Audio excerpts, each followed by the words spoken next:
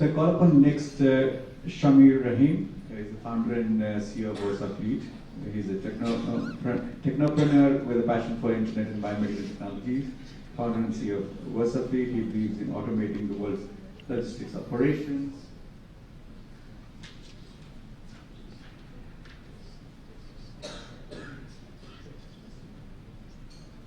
Shamir holds a Master's of Science in Supply Chain Management from the NUS Singapore. Faculty of Engineering. He was named with the prestige in its 40 under 40 list and by the Singapore Tatler in its 2018 Generation K list. And the Spirit of Enterprise honoree was awarded the Youth Entrepreneur of the Year by SNCCI. I'll hand over to Shamir. May you just introduce yourself once again, and we're getting your presentation up. Thanks so much. Hi. Oh, I see myself. Okay, yeah, so, all right. So my name is Shamir. My background is actually in molecular biology. Any life science people here, former scientists, you know? Yeah, so interesting because the next speaker, Sanofi, was where I first started. I was in Sanofi for 3 years, then I was in Medtronic. Prior to that, I was in one of the A-star research institutes. So I left stem cell research to do operations research and supply chain management. Yeah, so happy to share more. Okay, I'll just start off going through the title. So this is about digitalized logistics and artificial intelligence, how to survive global supply chain disruptions. Right, so this is like a pretty hot topic, especially with global leaders doing what they're doing. So let's start with a very interesting question. What do you think are the main causes of supply chain disruption? Anybody thinks it's natural disasters? No? How about factory plants exploding? Okay, or how about headlines like this? No? Okay. So this is what we call the availability heuristic, right? These are things that scream in the headlines, they come to top of mind, but the reality is unplanned IT. See a lot of hits nodding, yes, thanks. So, you think about it intuitively, it kind of makes sense, right? How often do you have colleagues in the warehouse who can't move off because the pick and pack system didn't tell the driver what they're supposed to send, right? Happens all the time. Right, and if you look in terms of severity and probability, sure it may or may not be as severe as a plant blowing up or typhoon, obviously, but it happens pretty darn often. Right? So this is in fact statistically the highest cause of supply chain disruption, way above anything. I mean, you have natural disasters here as well, such as attack, act of terrorism, insolvency, but unplanned IT, number one. Right? So talking about typhoons, I'll come back to that. So I just want to cover these three things today. Right? How do we strengthen every link of the supply chain? How do you own your own data to make better supply chain decisions, especially when there are disruptions? And how to get started? So this is part of my master's in supply chain. We had to do this little exercise where imagine we are doing the supply chain design for the disaster relief in Tacloban and Goyang, right? So the urgency was there. Obviously, there were a lot of people affected, and we had to bring all these items to all these people here before they die of exposure, right? And there were many methods at our disposal: flight, helicopter, land transport, LFC, right? So this was a fairly complex thing, and we like to think the supply chain professionals rose to that challenge. A couple of my professors were part of the pro bono logisticians who coordinated all this. Right, so there's an interesting thing. Right? There is actually a demand for pro bono supply chain work. Mercy Relief, International SOS does work like this. So this is all supply chain design. But the thing is, it only happens infrequently. Right? Maybe you do that design planning once. Maybe you look at it every quarter or every year. But the real action is at this operations level. After you have planned the design, running it, right? So if you take look at this quote, right? A chain is only as strong as its weakest link. You've all heard of this saying, right? Oftentimes, what do you think is the weakest link in supply chain? First mile, the port-to-port movement, cross-border. Last mile, exactly. I do it right. So, indeed, the last mile is the most expensive and the most invisible mile. Okay, more than half of a product's journey goes into the last mile. What is that actually? So, if you take a part of the big supply chain design I showed, right, if this was the first mile, getting raw materials to your plants and making the finished goods go to the warehouse, then your port-to-port movement, airline or sea, and then the RDC, this is where everything falls apart, right? And if you think about it, it totally makes sense, right? It probably takes less than 7 days to make a t-shirt these days, from getting the cotton in the field to stitching it together, but it takes 14 days for you to receive it, right, after you order online. So 14 days in last mile versus 7 days in the entire first mile doesn't make sense. But that is a reality. So I'm going to show a video about how a transporter in the last mile can actually do things well. Okay, so as you look through this video, remember you're looking at the last mile link, right, from the RDC to the retailers. This let me point there as well, from here to here. All right. Okay. I could click here. There you go. Yes, turn up the volume. Okay, as the volume is coming out, let's stop a bit. So, need the sound.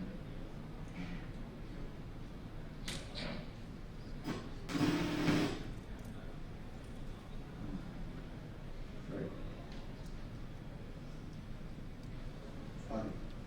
Unplanned IT.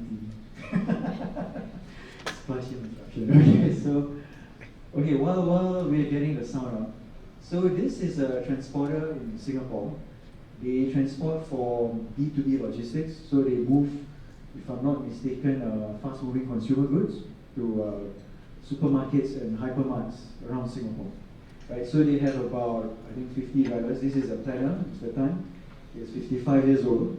And okay, this gentleman here on the left is actually the Minister for Communication and Information of Singapore, Mr. S. Iswaran. So he basically is a guy who makes sure Singapore is a digital and smart nation, right? Any luck with the sound? No? Okay, it's fine. So Rice here is the business owner of this transporter. So this, you can imagine, is like one of your subcontractor transporters, right? Okay, his planner is 55 years old. He is using the artificial intelligence in VersaFleet to do the planning. Of course, he has no idea that there's AI inside, right? And he's pretty good at it, actually. Okay. You just click the next one. Yeah. So I'll go into a bit more detail about the transporter's point of view, right? But the point I want to make is, it is actually possible to make your last mile in your supply chain the strongest link, right? And again, you might have very good software from the top down, the first mile, everything in 7 days, but if everything falls apart from the RDC, you're only as strong as the weakest link. Right? So it's not just possible, but it's actually important that we strengthen this. Okay, how do you own your own data? Okay, what does it even mean? Okay, these are typical data points in any last mile, right? And these are questions and points of information that you should ordinarily capture.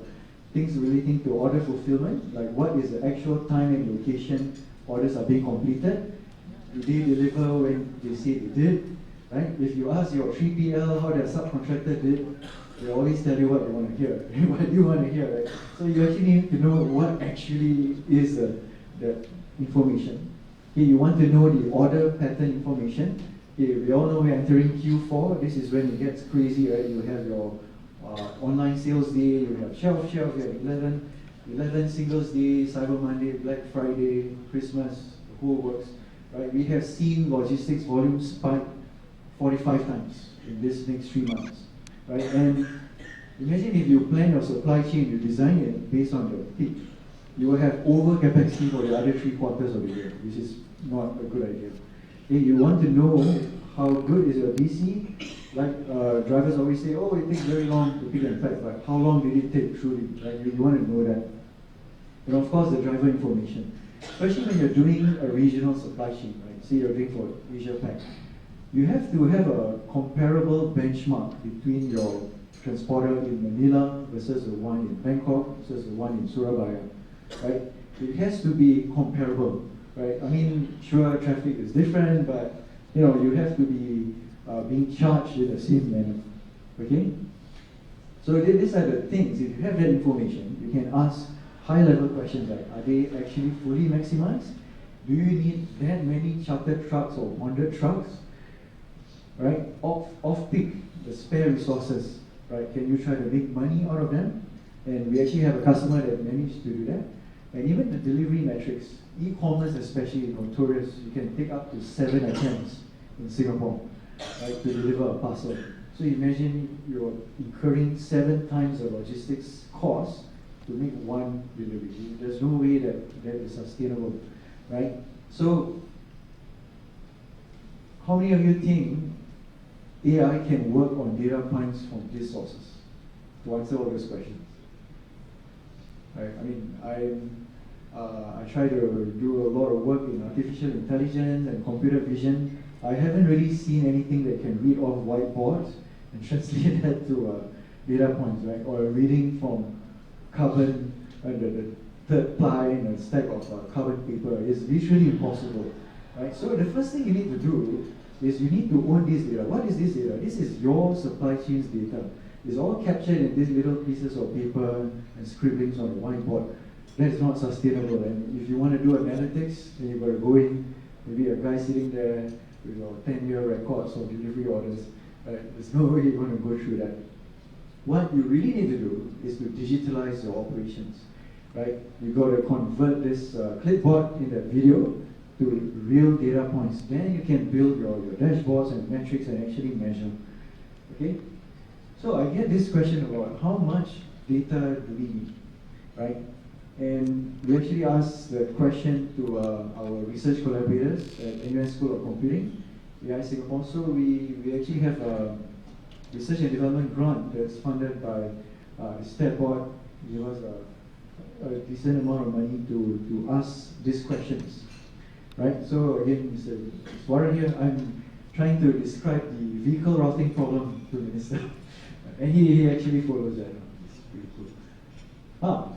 So what we did is we took about 200,000 rows of data, which is something we generate in less than 7 days, right? And we could actually reproduce the entire street roadmap of Singapore, right? In fact, the color intensities depict the speed that the driver is moving at, right? So you can clearly see these are the, I mean, those of you in Singapore, you can count the number of highways we have on one hand, right? And they're all here. So there's the DCP, there's the PIE, the BKE, KGE, TBE, right? And this is our defense minister quoting our apprentice about how it's pretty cool work, right? You can visualize to that extent. So, of course, we didn't collect the data just to draw cool maps, right? We actually asked questions like, do drivers do better when they stick to VersaFleet planned routes? Okay, and the answer was yes. Okay, and I'll just quickly take you through this chart here. Okay, it's a bit small, but the x-axis represents the deviation from the suggested route, right? So it's a scale of 0 to 1. So 0 means they did not deviate, right? So the drivers on this side, they stuck to the plan, right? They did what the system suggested them to do. Whereas the drivers on the right, they deviated greatly, right? They basically thought they know better than the system, and that's fine, that's fair enough, things happen.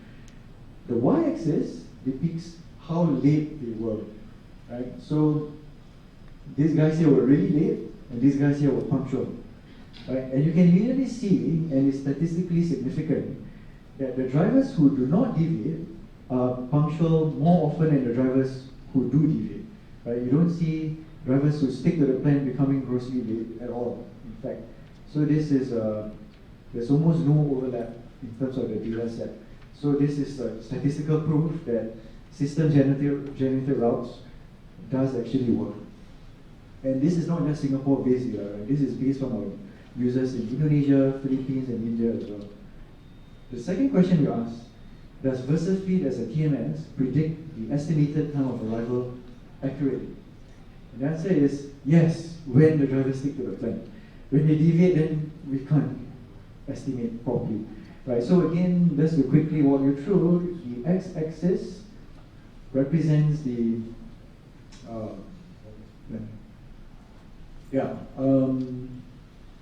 the actual time of arrival, right? The deviation. So, for example, if we predict the driver should arrive at 2 and they arrive at 3 o'clock, you'll be far to the right. But if they arrive at about 2 or 5, 2:15, they'll be clustered here, right? And the y-axis here represents deviation from the actual time window. So being punctual is also bad, right? If the driver turns up there too early, the loading bay isn't open yet, there's nothing they can do. So up here means they are late, down here means they are early, right? And we want them, the ideal case is they should all line up on this line exactly, right? So it's a funnel because statistically you have to adjust for that. So you can see that when the drivers, again, do not deviate, we actually predict pretty accurately, right? And when they do not stick to the plan, they deviate, it goes off quite far, right? So it could be like, oh, you see it's 2 o'clock, but you know, the guy's at 3, or some weird time, right? So these are very interesting questions that can be asked, right?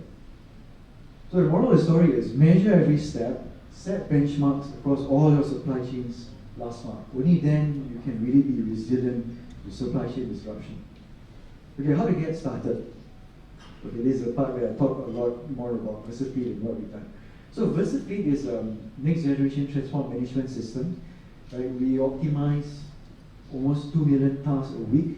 That's about 200 per second. So we generate tons of rows of data. Right? Across all our brands, supply chains, and supply chain service providers, there's about almost 2,000 drivers now actually plugged in, right? And we serve more than 150 companies today. So we've been in business 7 years. We have an office in just nearby PT Arimo Central. We work closely with Metro Data. Metro Data is our partner here that will implement for you. And we have an office in Malaysia as well. So we deployed in pretty much every city in ASEAN, and we are spending a lot of time in India as well, right? So I get this question a lot.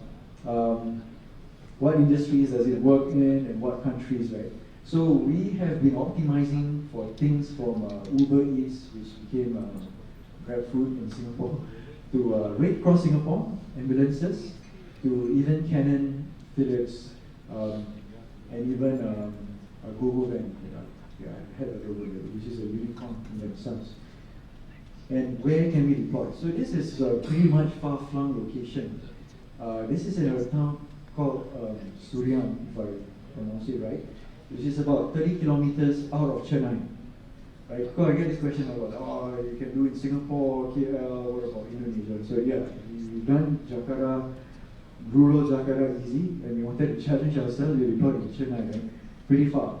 So I don't know whether you have drivers that drive in slippers, but we have them there. Right? And this is the true definition of road optimization. Right? Clearly, the truck is not meant to.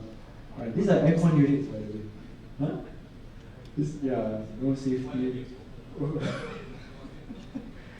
Yeah, so we actually had to go on site to find out why the data wasn't corresponding with actuals, and we landed like, oh yeah, I can see why now, right? Interestingly, we had the app in about almost 15 different languages. We had it in Hindi, but we forgot that they don't speak in Hindi. In Tamil Nadu, they speak Tamil. Right? So we on the fly had to translate it to Tamil. So this is it in Tamil. Right? And the drivers, the mobile penetration rate is high there, but this is a unique demographic. We actually had to buy phones for the drivers. To motivate them, we got like a cool cover with like a Ferrari logo and something. Yeah, and this is evidence that these are not stock images. This is my guy, right? And this is my colleague as well. And this is the same guy here, right? So the office had a dial-up modem, right? It's not even, forget fiber, it's not even ADSL. Right? There's a 56K dial-up modem that rings, right? And it works. It works at okay. And this is a driver smiling, right, holding the phone. So it actually worked. It was tough, yes, but you'd be surprised, right? You only need a good 3G signal around the office, and when you're out, it works offline, the app works offline, you come back, it syncs back, right? And the whole thing is great. And if I remember correctly, they saw about a 28% cost reduction, right? So the same volume of deliveries with about 5 fewer vehicles. And no change, we didn't stack higher than that. Okay, this was the highest we stacked. Okay, so at the same level of load optimized. Right? Okay, so again, reminder, this is VersaFleet TMS is really designed for the last mile up. Okay, so we are meant to integrate with your existing systems. So if you are using SAP, great. Oracle, fantastic. Navision, great. Everything works. We will simply use APIs to integrate with what you have, and you will follow through, and you will pump back in. We can even have webhooks to listen to the data as events are triggered. Okay, let's quickly take you through the core components of the system. So this is the planner view. This is where we will reverse geocode all the addresses into longitude and latitude values, and you can actually visualize the distribution density, and each color here is a different driver's route. So instead of planning in a spreadsheet and using pivot tables, we can actually use like a proper tool to do it. And this is where the AI engine, like that 55-year-old gentleman was using, actually kick in. So they'll just import in or API in all the items that need to be delivered, and we will, within seconds, optimize everything. Right? So I didn't want to spend too much time talking about the vehicle routing problem and how we use heuristics, but I can. I'll have a booth there. This is what the driver uses. So it works on any phone that can run Android. It works on iPhone as well. So this is where the driver will receive jobs as they are dispatched. Even on the fly, if you find that they can do more, you can insert more jobs for them, like pickup jobs. You can take multiple photos, sign on glass, and every action updates the entire supply chain immediately, like within 20 milliseconds. Right, so this is how you get a resilient supply chain. You actually know what's happening. And we go further, we allow the customers to view what's happening. So one great irony is we can track when our food arrives as it comes, but we can't track when the aircon units will reach the warehouse. How strange is that? Right? So we figured like, hey man, we need some of that for supply chain as well. So we power Johnson & Johnson here. So the medical devices that are moving across hospitals in Jakarta are actually tracked by the surgeons right here. So this is fairly important because you don't want to start the surgery too soon and the device doesn't come here, then you have to clean up other parts of the body while you're waiting for the device, right? So obviously you want to time it right? And we can trigger SMSs and emails to be sent out as well. We had to do this a lot for Food Panda especially. Hungry customer and an angry customer, right? So we had to keep them constantly updated. But again, why SMS about food but not about actual goods that we receive every day, right? Yeah, and this is a case study. So this is one of our transporters that save a ton of time in the planning process, and they improve customer service a lot through real-time training. So at this point, I'd like to invite my colleague Kawi to share more briefly, just 5 minutes, about their experience. They couldn't fly with us to Jakarta, but they allowed us to represent them on their behalf.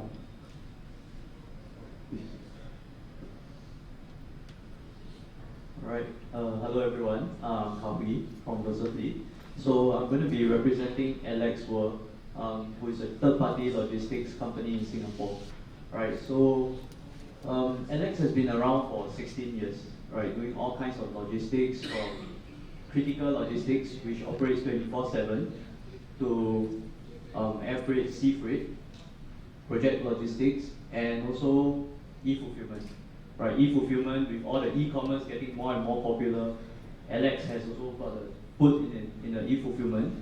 And yes, so why would they need a TMS, right, in this new logistics landscape? There are some major problems that is probably faced by everyone, right? The same set of problems.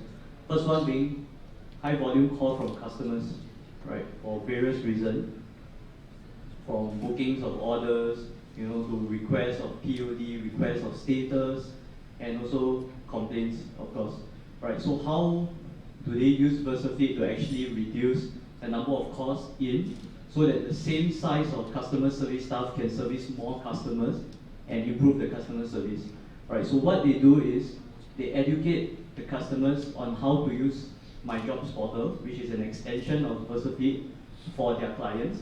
And from that portal, they will be able to track their own jobs, send in orders, and at the same time retrieve the POD from that portal directly. Right, so with one portal, it actually solves all the problem of having the customers to call into their customer service hotline, and this improves the customer service as well because they are updated real time, right, which reduces the number of complaints. Okay, so second pain point that they have is that there's the use of paper waybills, like all the DOs, the physical invoice and everything, which resulted in a lot of documentation, administrative costs, time, man hours wastage. And so using VersaFleet, they actually use the ePOD or the DO, capture everything within the system, and they can retrieve it as and when they want, right? So it makes their database a cleaner database, and at the same time, it keeps records of all the data, with all the data that they can use for other purposes, such as like improving certain processes within the whole supply chain operations. So the next one would be they were not able to track the drivers. Most of the communication is done through WhatsApp or the other messaging tools, and it's usually not real time, right? So what we do is that using our app, every action that the driver does will be tracked, the location, the time of completion, and basically all the actions will be tracked. And as such, the controller in the office will be able to see exactly what's the status of the job, where's the driver, whether is the driver resting, doing his work, and things like that. Alright, so the fourth one is, of course, planning was done manually.